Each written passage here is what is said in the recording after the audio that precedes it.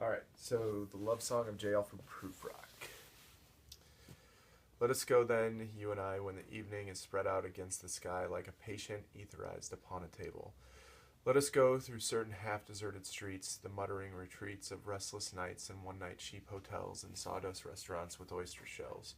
Streets that follow like a tedious argument of insidious intent to lead you to an overwhelming question. Oh, do not ask, what is it? Let us go and make our visit. In the room, the women come and go, talking of Michelangelo.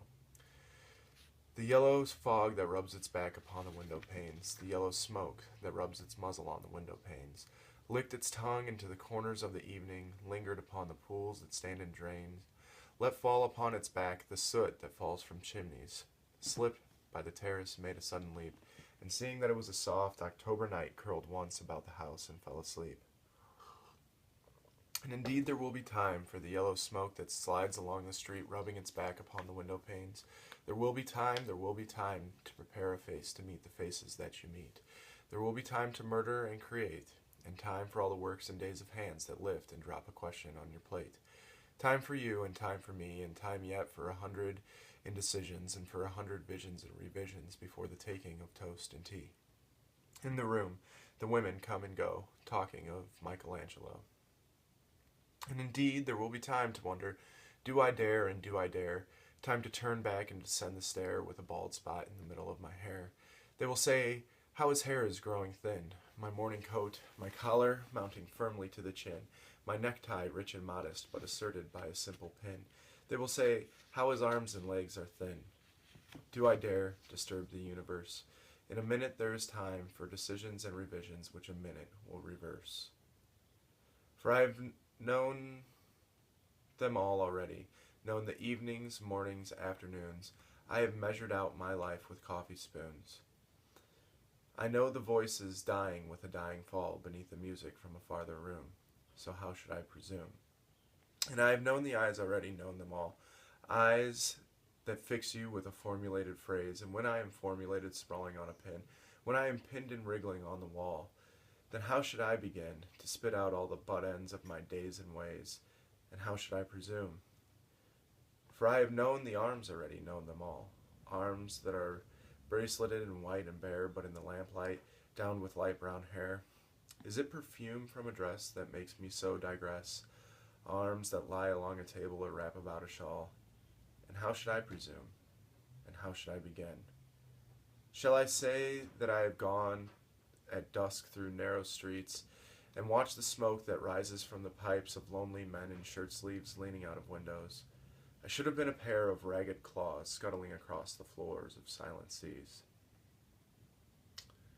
In the afternoon, the evening sleeps so peacefully, smoothed by long fingers, asleep, tired, or it malingers, stretched on the floor here beside you and me.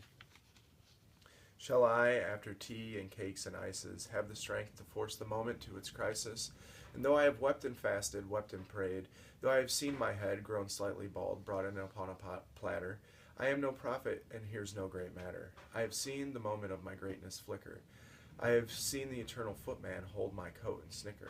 And in short, I was afraid. And would it have been worth it after all? After the cups, the marmalade, the tea, among the porcelain, among some talk of you and me, would it have been worthwhile to have bitten the matter off with a smile, to have squeezed the universe into a ball, to roll it towards some overwhelming question, to say, I am Lazarus, come from the dead, come back to tell you all, I shall tell you all. If one settling a pillow by her head should say, that is not what I meant at all, that is not it at all.